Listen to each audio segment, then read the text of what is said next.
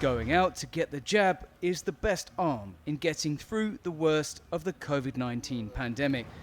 78-year-old Estuardo Roca received his second vaccine dose and says it's given him a new lease of life. It's a huge relief, of course. I hope that with this, the very high number of deaths we've had here will start to go down.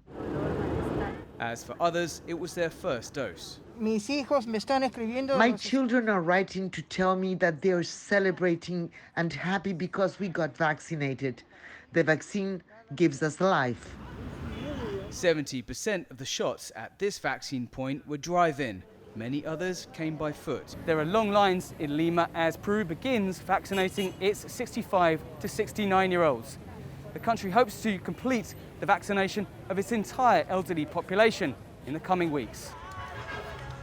By the middle of this year, Peru is aiming to inoculate all its citizens over 60 years old, the most vulnerable sector of the population. And the drive, which began 4 months ago, has already had an impact.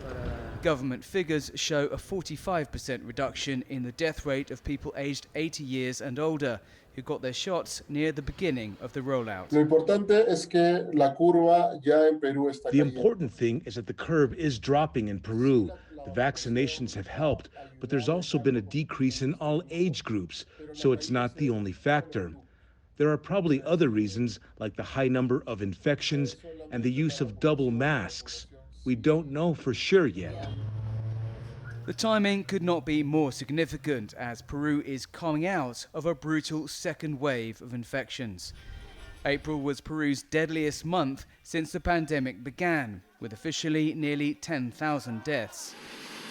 Getting vaccine supplies has been the overriding task of Peru's outgoing caretaker government.